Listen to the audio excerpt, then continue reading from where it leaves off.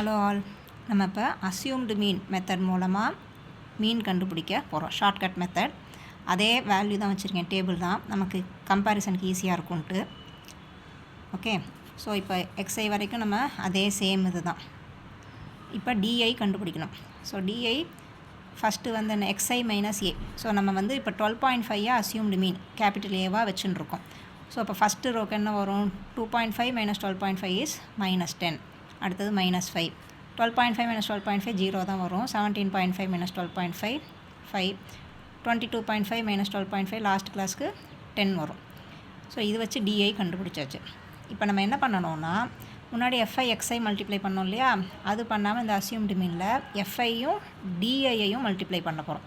So FI will be multiplied with DI. First ரோவில் 10 × -10 -100 -75 இந்த மாதிரிலாம் வருது. ஸோ இதை நீங்கள் டோட்டலாக சம் போட்டிங்கன்னா 15 வரும். So summation of F I D I will be 15. Summation of F will be the same 66. But plus என்ன போடணும்? இந்த அஸ்யூம்டு மீன் போடணும். ஸோ 12.5 ப்ளஸ் இந்த 15 டிவைடட் பை 66 அப்படின்னு போட்டால் தட் இஸ் 12.5 ப்ளஸ் 0.22 வரும். 12.72. the same mean that we got in direct method. ஓகேவா? But இது கால்குலேஷன் பார்த்தீங்கன்னா உங்களுக்கு ஈஸியாக இருக்கும். -10யும் 10யும் டேரெக்டாக மல்டிப்ளை, 15யும் -5யும் மல்டிப்ளை பண்ணல. பட் இதில் வந்து 15யும் 7.5 மல்டிப்ளை பண்ணுறது கொஞ்சம் நமக்கு டெசிமல் பாயிண்ட்ஸ்லாம் தப்பு வராமல் இருக்கணும், அதெல்லாம் பார்க்கணும். பட் இதில் டேரெக்டாக ஈஸியாக பண்ணிடலாம். இது அஸ்யூம்டு mean method. Next step deviation மெத்தடையும் பார்த்துருவோம். அதுலேயும் இதே 12.72 வருதா அப்படின்ட்டு. இப்போ ஸ்டெப் டீவியேஷன் மெத்தடில் பார்க்குறோம். இதுலேயும் இந்த டிஐ இது வரைக்கும் சேம் பழைய ஸ்டெப்ஸ் தான். அதே மாதிரி மார்க்ஸு இதுக்கு மிடில் வேல்யூ கண்டுபிடிக்கும் ரேஞ்சாக இருக்கிறனால. அதுக்கப்புறம் அஸ்யூம்டு மீனாக ஒன்று வச்சுக்கிறோம். 12.5னா அதே மாதிரியே டிஐ வரைக்கும் கண்டுபிடிச்சிட்டோம். பட் இது எக்ஸ்ட்ராவாக என்ன பண்ணுவோன்னா, இந்த DI that is XI minus A ஒரு ரோக்கும் இருக்கு இல்லையா, அதை will be dividing by the class size.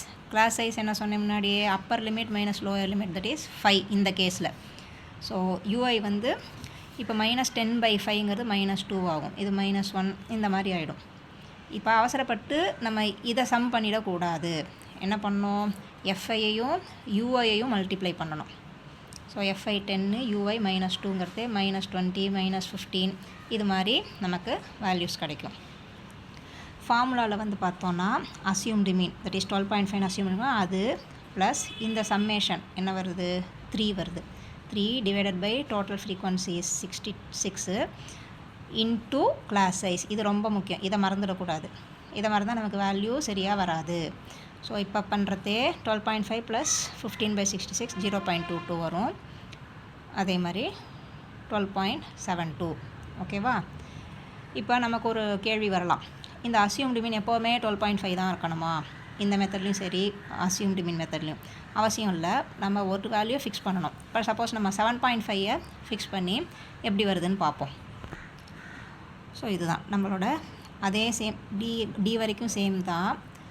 But இப்போ இந்த டி வந்து கொஞ்சம் இதில் மாறும். ஏன்னா நம்ம அஸ்யூம்டு மீனை மாற்றிருக்கோம் இல்லையா? ஸோ எக்ஸ்ஐ மைனஸ் ஏ இல்லையா? ஸோ ஃபஸ்ட்டு வேல்யூக்கு 2.5 - 7.5 -5. இது 7.5 - 7.5 0. இங்கே 5 இந்த மாதிரி வருது. வேறு நம்ம ப்ரீவியஸ் இதில் இது மாதிரி வருது, -10 -5ன்னு வருது டிஐ. இதில் இந்த மாதிரி வருது. அப்புறம் யூஐயும் அதே மாதிரியே மாறும். ஏன்னா டிவைடட் பை 5 பண்ணுவோம் இல்லையா கிளாஸ் சைஸு, இந்த மாதிரி வருது. ஓகே, ஸோ இப்போ எஃப்ஐ யூஐ மல்டிப்ளை பண்ணால் இந்த இடத்துல வேறு மாதிரி வருது பாருங்க. சம் சிக்மா எஃப்ஐ யூஐங்கிறது வேறு வருது. ஓகேவா? 69ன்னு வரும் வேல்யூ. ஸோ இப்போ அஸ்யூம்டு மீன் ஃபார்முலாவில் earlier we had 12.5 கரெக்டா? இப்போ we have 7.5. 7.5 plus 69/66 into 5 இது போட்டால் 7.5 plus 5.22 வரும், which is again 12.72. அதே சேம் அஸ்யூம்டு மீன் மாற்றினாலும் நமக்கு இந்த சேம் டேட்டாவுக்கு மீன் அதே தான் வருது. அண்டு 3 மெத்தட்லேயும் that is direct method, assumed mean method and step deviation the shortcut methods இதிலலாம் சேம் மீன் தான் வருது. இப்போ இதே டேட்டாவுக்கு மோட் எப்படி கண்டுபிடிக்கிறது, மீடியன் எப்படி கண்டுபிடிக்கிறதுன்ட்டு அடுத்த வீடியோவில் பார்ப்போம். தேங்க்யூ.